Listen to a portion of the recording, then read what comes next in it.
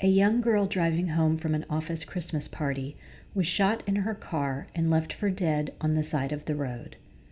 A nurse fails to report to work and is found days later in a retaining pond on her property, wearing clothes her family says did not belong to her. Was her death really an accidental drowning? A mother trusts some former high school classmates and winds up dead at the bottom of a rocky cliff. Her alleged killer still walks free some 30 years later. Two separate women decided to explore areas on the other side of the country from their homes in North Carolina and were never seen again. There was something so compelling about the cases discussed today that they were featured on a popular national syndicated television show. And while they include stories other than just missing people in North Carolina, I thought it would be interesting to explore the details behind why these cases eventually made their way onto a true crime show that is now available on several different streaming services. There are a number of missing persons cases right here in the Carolinas, and some have received more media attention than others. These are the stories that tug at our heartstrings, make us pray it never happens to anyone in our families, and wonder if there is still any way to find closure for these missing persons and their loved ones. I'm Renee Roberson. Please join me for Missing in the Carolinas.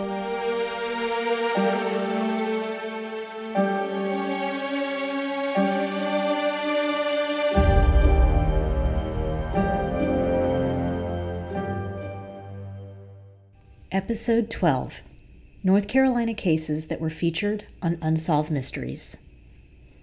Unsolved Mysteries was a true crime documentary television show that aired in the United States between the years 1987 and 2010. It ran for 9 seasons on NBC, hosted by Robert Stack, and then moved to CBS for its 10th season, where it only ran for 2 more seasons before being canceled by the network. The Lifetime network picked it up in 2000, where it ran from July 2001 to September 30th, 2002, when host Robert Stack became ill and eventually passed away. But Unsolved Mysteries got yet another chance when Spike TV revamped the series in 2007, this time with actor Dennis Farina taking over as host. It featured repackaged episodes with updates on older cases and new content added in. This run of the series ran until 2010, when it was canceled yet again. Personally, the show always intrigued me, and the image of Robert Stack wearing his beige trench coat with the collar turned up and the ominous theme music still gives me goosebumps. I remember watching the show as a teenager and then enjoying the reruns in between classes while I was in college. I've always been interested in both the true crime cases it featured, along with the bit of paranormal stories sprinkled throughout. Netflix revamped the series this past summer, and although the format is a lot different, I still recommend watching it and look forward to upcoming episodes. The Generation Y podcast episode from July 19th features an interview with one of the original producers from the show, so I recommend checking it out if you're a fan. Since I've been nostalgic and watching old episodes on Amazon Prime and Hulu, I thought it would be a good fit for this podcast to go back and explore cases from the Carolinas that were featured on the show over the years. For this episode, I'm going to cover North Carolina cases first, and then save the South Carolina ones for a later date. Let's get started. Rhonda Henson's story first aired on the show on November 15, 1989. Rhonda was a 19-year-old young woman from Valdez, North Carolina, who died on December 23, 1981, while on her way back from her company's Christmas party. She was less than a mile from her home. On the night that Rhonda was killed, she went to a friend's house, and from there they drove to nearby Hickory to attend the Christmas party for Hickory Steel. They left the party around midnight, and Rhonda retrieved her car, a beige Datsun 210, from her friend's house and continued on home. After driving down Interstate 40, she exited at the Mineral Springs Mountain Highway exit. It was determined that a shot from a high-powered rifle entered through the trunk of Rhonda's car, traveling to the front seat and piercing Rhonda's heart and lungs. When Rhonda was found, she was lying on the ground, on her back, beside her vehicle, which had rolled off the road and into a ditch. Based on her injuries, investigators believe she would have been immediately incapacitated and unable to climb out of the car after being shot. Her mother wondered if her behavior was tied to her death. Rhonda had been hesitant about driving places alone, asked her mother what she thought about dating a married man, and kept waking up all hours of the night and showering. An eyewitness account from the early morning hours when Rhonda died puzzled investigators. Driving down that same road, a witness said they saw her beige car off the road, headlights still shining, with a man pulling a young woman from a car. The eyewitness thought it was a couple either arguing or that had too much to drink, so they didn't think anything of it and continued to drive away. Investigators put out a description of the man, as well as the man's car, on the local news stations, but no one ever came forward. Over the years, I've often thought about this case and wondered about it, as the local newspaper continues to run stories. Rhonda's parents have always strongly felt someone in their small community knew what happened, but were too scared to come forward. Then I came across a blog called Defrosting Cold Cases, run by true crime writer Alice DeSterler, that gave a pretty reasonable explanation of Rhonda's death. DeSterler shared information that the Burke County Sheriff's Department saved the sweater Rhonda had been wearing when she died.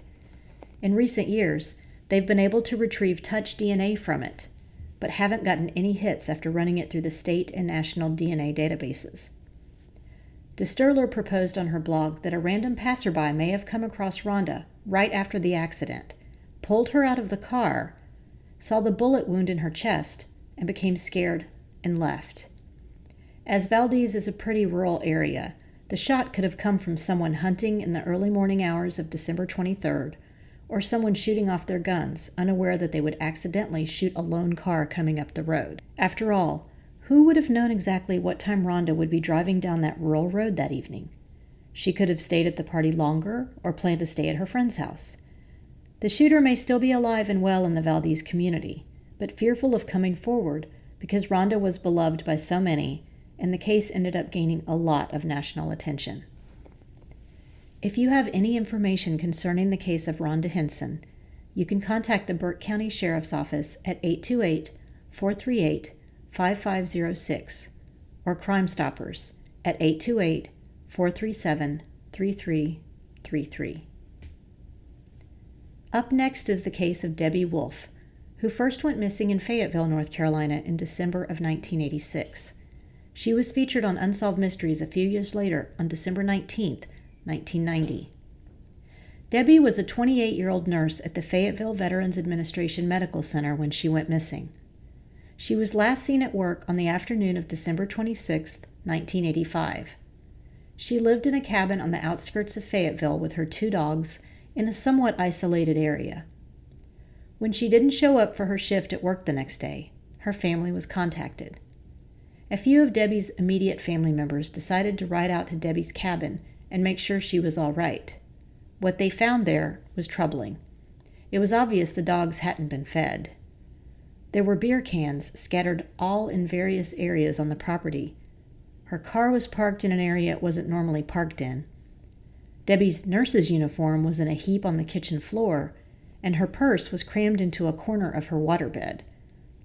There was also an unusual message on the answering machine, asking why Debbie had missed so many days of work. She had only missed 1 shift at that point. Her family couldn't find signs of Debbie anywhere on the property.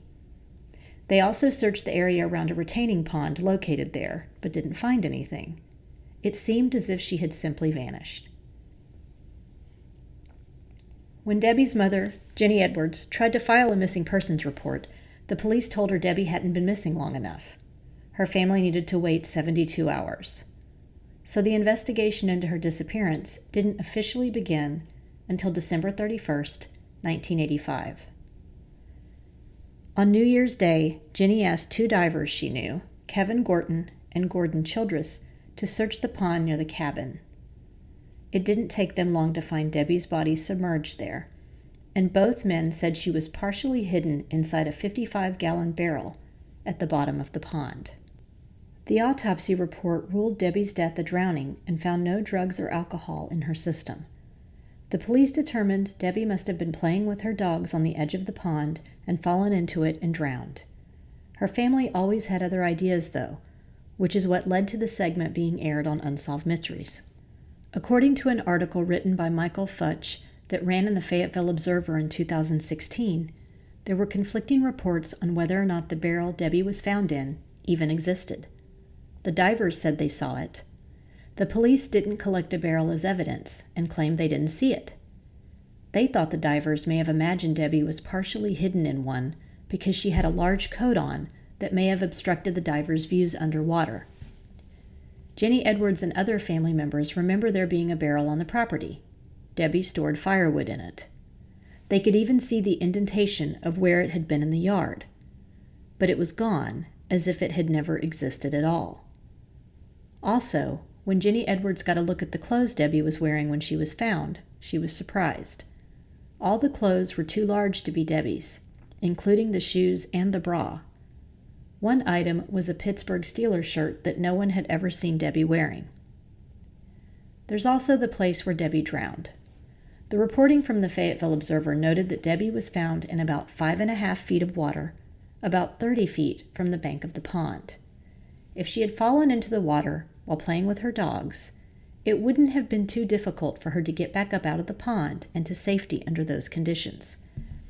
She also only had about a half tablespoon of water in her lungs at her autopsy, leading her family to believe she had died before her body went into the water. When the reporter reached out to the sheriff's office assigned to the case, he was told all the records related to Debbie Wolf's death had been purged because the death was listed as accidental. All the original investigators on the case had also retired, so no one was willing to speak on record. Jenny Edwards believed someone Debbie worked with at the hospital had murdered her. Debbie supervised volunteers, and one of them had persistently asked her to go out with him. He told her he knew where she lived. He obtained her home phone number and called her frequently. But when police questioned him, he had an alibi, refused a polygraph, and left town shortly after. The other volunteer had dated Debbie briefly before she broke things off. Jenny believed he may have been the man on Debbie's voicemail. Police were never able to find any evidence linking him or the other suspect to Debbie's death. We'll probably never know whether the barrel existed, or if it was removed from the scene on purpose, or from someone who had something to hide. Debbie's family members have all passed away at this point, leaving no one to continue searching for answers. Before we continue with the show, let's take a quick break for a word from our sponsor. By day, I work as a journalist and magazine editor, but I also enjoy creative writing and entering writing contests. If you like writing creative nonfiction, you should check out the contests over at Wow Women on Writing. The deadline for the latest contest is October 31st, so you have plenty of time to work on your entry. This specific contest will have 20 winners and more than $1,350 in cash prizes. First place wins $500. WOW allows a maximum of 300 entries. You can also purchase a critique to get more feedback on your writing. Learn more at wow-womenonwriting.com and click on the Contest tab. I'd like to talk about Sherry Hart next. Her case was featured on Unsolved Mysteries on December 1st, 1995. Sherry was a recently divorced 24-year-old young mother who had moved back to live with her parents in West Jefferson, North Carolina, when she went missing after an evening out in January of 1984. For months, her family wondered what had happened to her, and then her body was found on December 10th, 1984, at the base of a cliff near an area called Jumpin' Off Rock. Investigators received some tips about Sherry's murder after a $5,000 reward was publicized. They discovered two local men named Richard Bear and Jeffrey Burgess had met up with Sherry the night she went missing and talked her into cruising around town with them. At some point during the drive, Richard made a sexual advance towards Sherry that she rebuffed. Jeffrey told investigators that Richard struck Sherry on the back of the head with a pistol and had Jeffrey drive them to the nearby Jumpin' Off Rock. Richard then dragged Sherry out of the car and pushed her off the cliff, where her body was found all those months later. Jeffrey said Richard threatened to kill him and his family if he told anyone. Both men were arrested, but before they could stand trial, Richard Bear simply walked out of the Wilkes County Jail when the jailer wasn't paying attention. That was on July 17th, 1985. Because Jeffrey was supposed to testify against Richard at the trial, he was released from jail and never served time for his role in Sherry's murder. He passed away in 2012 after serving time in and out of jail for various drug charges. To this day, Richard Bear has never been captured. But investigators say Bear's sister romanced a guard at the Wilkes County Detention Center and convinced him to look the other way while Richard Bear escaped. That was June 30th, 1985, more than 30 years ago, and Richard Bear is still on the run. No one has ever served time for Sherry's murder. The most fascinating thing about this case are the rumors that have persisted over the years that Richard has frequented his hometown, even dressing up in disguise. According to an article published in the Wilkes Journal Patriot, investigators have received tips that Richard had dyed his hair blonde or red, sometimes dresses as a woman, and may have a tattoo of a panther on his right forearm. At one point, they suspected a man living in Caldwell County of being Richard, but could never substantiate that. They've gone so far as to stake out funerals of Richard's family members to see if he shows up in disguise, but so far have uncovered nothing. Richard Lynn Bear is still considered wanted by the FBI, and anyone with information on his whereabouts are asked to contact their local FBI office. There are 2 other young women with ties to North Carolina that have been featured on Unsolved Mysteries, but they actually went missing from other states. I'd still like to mention them, though, because they still remain on the list of North Carolina missing people. The first is Leah Roberts, whose disappearance was featured on the show on August 13, 2001. Leah was a 23-year-old college senior at NC State University when she decided she wanted to take a break from school. Her parents had both passed away, and according to Leah's friends and family, she wanted to do some soul searching. According to an episode of Disappeared that I also watched about Leah's story, she didn't really tell anyone the details of the road trip she had planned. Her roommate found a note in Leah's bedroom with cash to pay her part of the household bills. The note also read in part, "I'm not suicidal, the opposite. Remember Jack Kerouac?" From what Leah's siblings could tell, she packed up her car with most of her prized possessions, including her cat, B, on March 9th, and began making the drive out west. On March 18th, some joggers came across Leah's 1993 white Jeep Cherokee in Mount Baker National Forest, about 85 miles north of Seattle. The Jeep had gone off the road and ended up at the foot of the Cascade Mountains.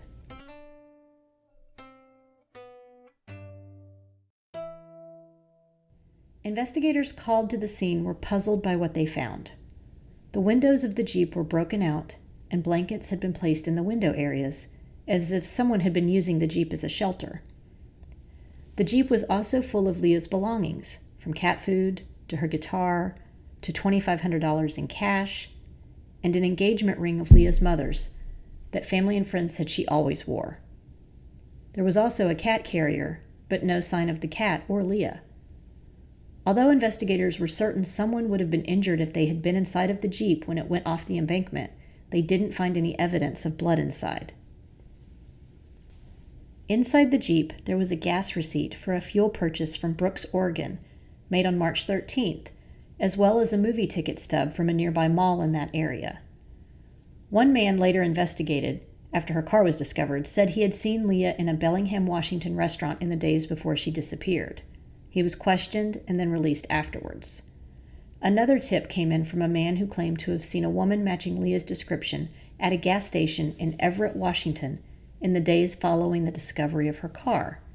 He said she seemed disoriented, but he called anonymously to leave the tip and hung up before police could gather any more information. This left investigators to wonder if Leah was in fact injured when her car went over that embankment and maybe caught a ride into town. They also considered that she may have had amnesia and couldn't recall her identity or where she was from.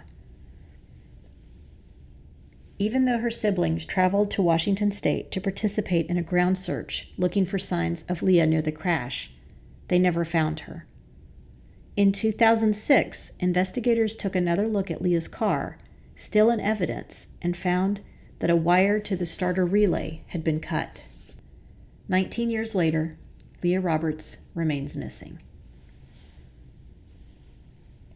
And finally, there's the case of Kristen Modafferi. Her story was featured on Unsolved Mysteries on June 20th, 2001. She had also been a student at NC State University who headed west. After her freshman year, she enrolled in a photography course at the University of California, Berkeley, and rented a room in a house in San Francisco. She got a few part-time jobs to help support herself, including one at a coffee shop at the Crocker Galleria in the heart of the city's financial district. She had only been in California a short time when she went missing in June of 1997. Her parents, Bob and Debbie Modafferi, who lived in Charlotte, tried to call her a few times and became concerned when they couldn't reach her. Her roommates told them she hadn't been home for a few days, and her parents were worried because that meant she had missed her first day of class at UC Berkeley. They booked a flight from Charlotte to California and spent time talking with the Oakland police about filing a missing persons report. Unfortunately, because Kristen was legally considered an adult, police didn't think they needed to begin a search for her so soon. When they did begin questioning her coworkers a few days later, they mentioned Kristen had asked for directions to a nearby beach. A search with bloodhounds tracked Kristen's scent from a bus stop at the mall to a beach about 7 miles away. Then the trail ended. One coworker at the coffee shop mentioned he had seen Kristen walking with a blonde-haired woman at the mall about 45 minutes after her shift ended, but police were never able to determine who that woman was. There was also a man named John Onuma who made a call into a local TV station alleging that Kristen was killed as part of a love triangle with 2 other women. When police did a little digging, they found that Onuma had a history of placing classified ads and trying to assault or rob women he met through them. According to an article in the San Francisco Gate, when the Modafferis searched Kristen's room, they found a copy of the weekly newspaper the San Francisco Bay Guardian stuffed in a trash can with a personal ad circled. The ad read, "Friends, females seeking friends to share activities, who enjoy music, photography, working out, walks, coffee, or simply the beach, exploring the Bay Area. Interested? Call me." The Modafferis contacted the paper, but the classifieds department couldn't determine who had placed the ad. If Kristen had placed it herself, maybe John Onuma came across it and used it as a ruse to meet up with her. Investigators decided his tip about the murderous love triangle was bogus, and he likely was making an effort to gain attention or throw them off the right path of the investigation. Kristen's family believes he should be considered a person of interest. Maybe Kristen actually made it home that night after her excursion to the beach. In 2015, cadaver dogs helped locate the presence of blood in the basement of the home Kristen was living in when she went missing. Another article in the San Francisco Gate interviewed a friend of the Modafferi family, Dennis Mann, and a retired police sergeant who offered the services of his cadaver dog. Human decomposition present here, 100%. Oakland police invited specialists from Chico State. They used ground-penetrating radar in the basement. Based off of that, they found an area of interest and came back and performed a dig, which didn't reveal anything. Dosty returned in February to re-examine the property with a forensic scientist. Dr. Arpad Voss, seen here in a TEDx talk, specializes in human decomposition. He pinpointed an area between the 2 houses, at the base of these steps behind the fence. That we feel is the source, and most likely Kristen's blood there. It is human blood, but there's no burial. We don't get an indication of a burial. It's more of a crime scene. The DNA that they were finding within these human decomposition chemicals was a match to our daughter Kristen. They used a detection device developed by Dr. Voss, but the details are highly guarded, as it's currently under patent review. Another interesting note. When Mann canvassed the neighborhood Kristen had been living in, he found out the home she was renting a room in had been located next door to a halfway house for convicted drug offenders and other felons. The case remains open. Kristen's loved ones are still hoping for closure in the case, even if Kristen is no longer alive. If you enjoyed this episode, please do me a favor and give it a 5-star rating wherever you listen to your podcasts. We're also now on Instagram and Facebook, so please like our pages and get started on a discussion of the missing people profiled on the show. If you want to visit my blog and read more about true crime cases from all over the country, including the ones featured here, visit missinginthecarolinas.com. And don't forget to check out our sponsor, Wow Women on Writing, and the great programs and writing contests they have to support writers at wow-womenonwriting.com. Cover art for this podcast was designed by Macintosh Multimedia.